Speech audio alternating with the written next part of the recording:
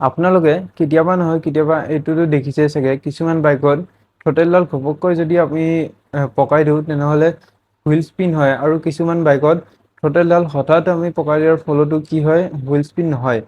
ইয়াৰ মূল কাৰণটো কি জানেনে? Traction control. নমস্কাৰ বন্ধুসকল, মোৰ অন্য এটি নতুন ভিডিঅ'লৈ আপোনালোকক স্বাগতম জনাইছোঁ। আজিৰ এই ভিডিঅ'টোত মই আপোনালোকক ট্ৰেকশ্যন কণ্ট্ৰল কি হয় আৰু কেনেধৰণে কাম কৰে তাৰ ওপৰত কিছু কথা ক'ম। তেন্তে বলক ভিডিঅ'টো আৰম্ভ কৰিছোঁ।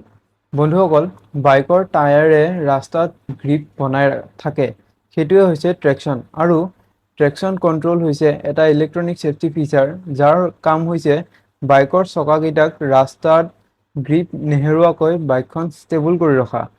যেতিয়া আপুনি হঠাৎ বেছিকৈ থ্ৰটেল দিয়ে, বিশেষকৈ শ্লিপাৰী ৰাস্তাত, বৰষুণৰ দিনত শ্লিপাৰী ৰাস্তাত কি হয়, হঠাৎ থ্ৰটেল দিয়াৰ ফলত পিছৰ চকাটো স্পিন কৰিব আৰম্ভ কৰে আৰু ট্ৰেকশ্যন কণ্ট্ৰলে হুইল স্পিনিংটো ডিটেক্ট কৰে আৰু পাৱাৰ কাট কৰি টায়াৰটোক ৰাস্তাত গ্ৰিপ বনাই ৰখাত সহায় কৰে। এতিয়া আহিল ট্ৰেকশ্যন কণ্ট্ৰলে কেনেকৈ কাম কৰে। ট্ৰেকশ্যন কণ্ট্ৰল থকা বাইকসমূহৰ আগপিনৰ চকা আৰু পিছপিনৰ চকা দুইটা চকাতে স্পীড চেঞ্চৰ লাগি থাকে আৰু সেই দুইটা স্পীড চেঞ্চৰে চকা দুটাৰ স্পীডটো মনিটৰ কৰে আৰু সেই ডাটাখিনি ECU-লৈ প্ৰেৰণ কৰে।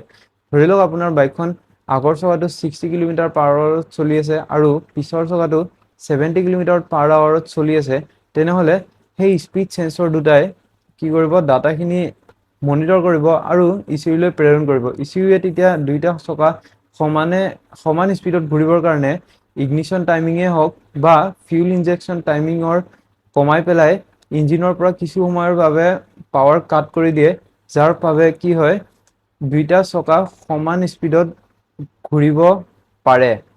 সহজকৈ ক'বলৈ গ'লে ECU-য়ে কিছু সময়ৰ বাবে ইঞ্জিনৰ পৰা পাৱাৰ কাট কৰি দিয়ে যাতে দুয়োটা চকা সমান স্পীডত ঘূৰিব পাৰে। এনেধৰণে ট্ৰেকশ্যন কণ্ট্ৰলে কাম কৰে আৰু হঠাৎ যদি কিবা কাৰণত এক্সিলেটাৰডাল বেছিকৈ দিয়া যায়, তেতিয়াও বাইকখনক বা গাড়ীখনক হুইল স্পিন হোৱাৰ পৰা ৰক্ষা কৰে আৰু ৰাস্তাত ষ্টেবল হৈ থকাত সহায় কৰে।